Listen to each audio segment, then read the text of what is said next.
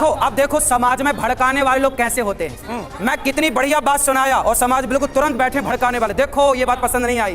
सोचिए इन्हें ये नहीं पता कि राधा का कृष्ण से ब्याह हुआ कि नहीं। वो बात सनातन की करने चले हैं, लेकिन ठेकेदार बनेंगे ये और अक्ल नहीं है जीरो। तो राधा को जो प्यार था कृष्ण जी से वो क्या था, सीता का जो प्यार था रामचंद्र जी से क्या था, और जो आज की डेट में जब आदमी एक दूसरे के साथ चलता है अंतिम दम तक वो क्या होता है? राधा और कृष्ण पति पत्नी है, सीता और राम पति पत्नी है। पति पति बन के खूब प्यार करो। पति पत्नी के बिना जो आजकल रिलेशन पर रहते हैं और वो प्यार वो गलत है, उसके लिए गलत बोला गया। क्या आज आई लव यू के नाम पर बेटियों का शोषण नहीं होता समाज में?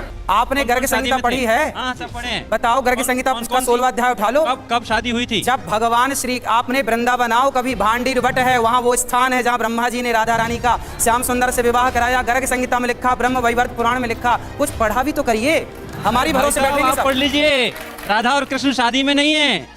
राधा और कृष्ण का विवाह नहीं हुआ। आपके कहने से नहीं होगा। हम कहें कि आपके माँ बाप का ब्याह नहीं हुआ तो आप मान लोगे? प्रमाण दीजिए। क्या आप चाहेंगे कि आपकी बेटी किसी और से जाके प्यार करे, किसी लड़के से? नमस्कार, प्रणाम, जय श्री कृष्ण, जय श्री राम। स्वागत है आप सभी का एक और रिएक्शन वीडियो में। सबसे पहले तो वीडियो को लाइक कर दीजिए, कमेंट सेक्शन में जय श्री राम, जय श्री कृष्ण और भारत माता की जय जरूर लिख दीजिएगा। चैनल पे नए आए हैं तो सब्सक्राइब का बटन दबा के हमारे साथ जुड़ जाइएगा। आज का हमारा टॉपिक बहुत ही दिलचस्प और बड़ा ही महत्वपूर्ण है। आज यहाँ पे बात हो रही है शादी से पहले संबंध, शारीरिक संबंध स्थापित करना सही है या गलत है। देखिए, युवा पीढ़ी को आज की जनरेशन के लिए चीजें नॉर्मल हैं और बहुत ज्यादा नॉर्मलाइज हो चुके हैं। वेस्टर्न कल्चर हमारे ऊपर बहुत ही ज्यादा हावी हो चुका है। सनातन संस्कृति को लोग भूल रहे हैं, खास तौर पर आज की युवा पीढ़ी भूल रही है।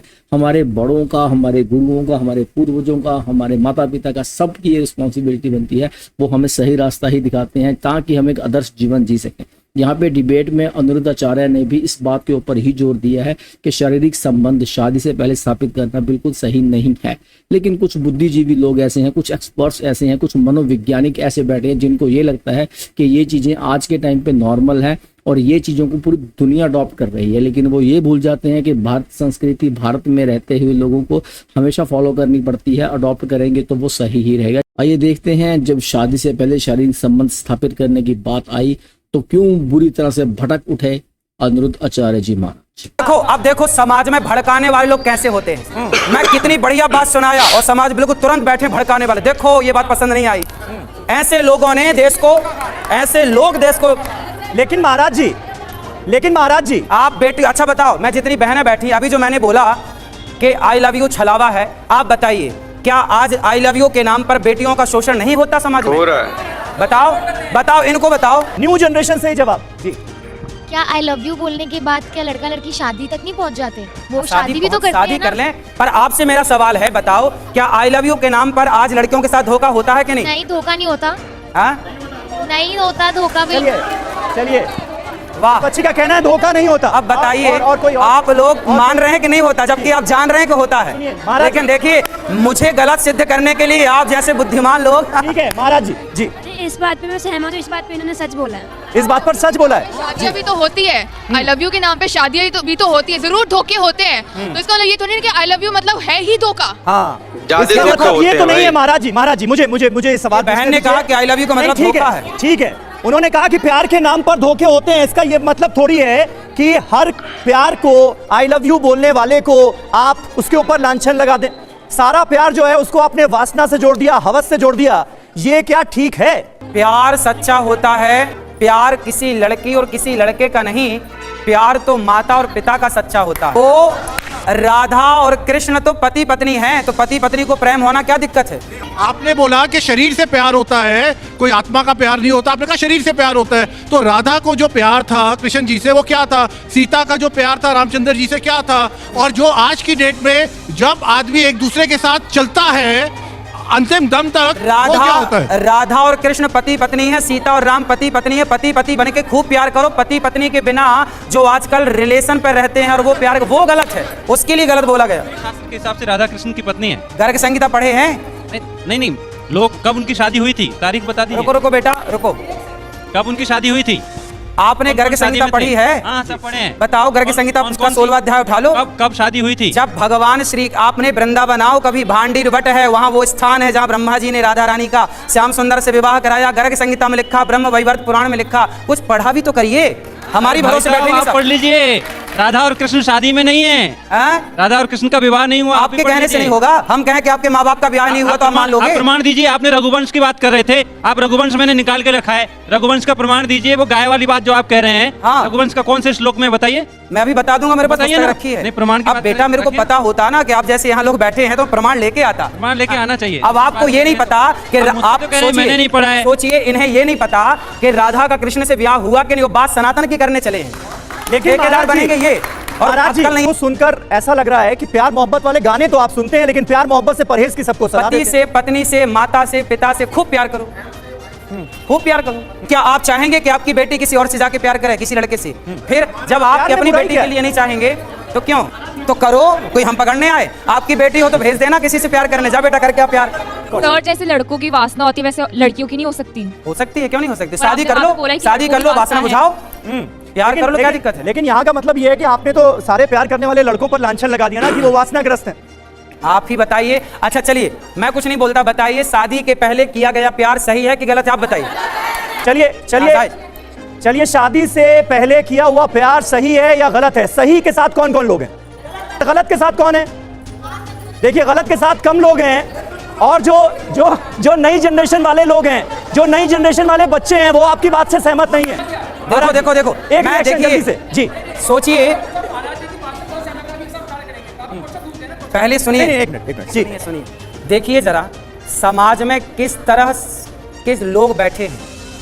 जो लड़कियां कह रही हैं कि शादी के पहले प्यार करना सही है, उनके लिए ये महापुरुष हाथ उठा के ताली बजा रहे हैं। सही है? अब बताइए, ये समाज के दुश्मन है या नहीं? देखिए, बात ऐसी है, जितने भी यहाँ पे ऑडियंस में लड़कियां बैठी थी, लड़के बैठे थे, जितने भी बच्चे बैठे थे, शायद वो इस बात को समझ नहीं पाए, वो टॉपिक को समझ नहीं पाए, वो अनिरुद्ध आचार्य जी का मेन मुद्दा समझ नहीं पाए। देखिए, बात ऐसी है, जो अपोज करने के लिए बैठे हैं आचार्य जी को, यहाँ पे मनोवैज्ञानिक एक्सपर्ट बन के बैठे हैं, जो लोग आचार्य जी को अपोज करते करते भगवान राम को अपोज करने लग जाते हैं, भगवान श्री कृष्ण के ऊपर उंगली उठाने लग जाते हैं, सनातन संस्कृति के ऊपर उंगली उठाने लग जाते हैं। ये सोचते नहीं है, ये देखते नहीं है कि ये बात करते करते कहां से कहां तक पहुंच जाते हैं। एक गली में चल रहे इंसान का कंपैरिजन एक भगवान के साथ करने लग जाते हैं। इनके प्रश्न बड़े शानदार तरीके से, बड़े आराम से, बड़ी सरलता से भगवान श्री कृष्ण या फिर भगवान श्री राम के चरित्र के ऊपर उठ जाते हैं। इनको ओपन चैलेंज है, किसी और धर्म के, किसी मजहब के, किसी पंथ के भगवान के बारे में ऐसे शब्दों का उच्चारण करके दिखा दे, इनका सर जो है तन से जुदा कर दिया जाएगा, रातों रात ये गायब हो जाएंगे। इसीलिए तो ये सब बोलते नहीं है। चलिए, फिर भी छोड़िए, हम वापस आते हैं मुद्दे पर। सबसे बड़ा मुद्दा यहाँ पे यही था कि ये लोग मुद्दे को ही नहीं समझ पाए। आचार्य जी का कहने का मतलब ये नहीं था कि एक लड़का या फिर एक लड़की किसी ऑपोजिट सेक्स को आई लव यू कह रही है तो वो गलत है, इसका विरोध होना चाहिए, ये चीज नहीं करनी चाहिए, या प्रेम नहीं करना चाहिए, या प्रेम से उनको नफरत है। उनकी कंसिडरेशन सिर्फ और सिर्फ फिजिकल रिलेशनशिप पे थी। बार बार वो यही बता रहे थे कि पति पत्नी के बीच अगर फिजिकल रिलेशनशिप कायम हो रहा है, स्थापित हो रहा है, तो वो वैलिड है। समाज ने उसकी इजाजत दी है, उन्होंने शादी कर रखी है, उन्होंने एक दूसरे को अपना जीवन साथी नियुक्त कर लिया है, उसमें कोई दिक्कत नहीं है। आज की जनरेशन के लोगों को, युवा पीढ़ियों को वो यही बात बता रहे थे कि शादी से पहले लिव इन रिलेशनशिप में रह रहे हो, आप कमरे में रह रहे हो, वहां पे आप सेक्स कर रहे हो, उसके बाद एक दूसरे को छोड़ रहे हो, तो वो बता भी रहे हैं कि जिंदगी क्या हो जाएगी, लड़की का जीवन कैसे हो जाएगा, उससे उसको क्या फायदा होगा, उसके घर वालों को क्या फायदा होगा या नुकसान होगा, क्या बीतेगी उसके माँ बाप के ऊपर, उसके खुद के जीवन पे क्या दाग लगेंगे। ये सब बात नहीं समझाने की और बताने की कोशिश कर रहे थे आचार्य जी। देखिए, 110% सहमत है हम इनकी बातों से, लेकिन लोगों को ये बात समझ में नहीं है, जितने भी वहाँ पे ऑडियंस में लोग बैठे थे।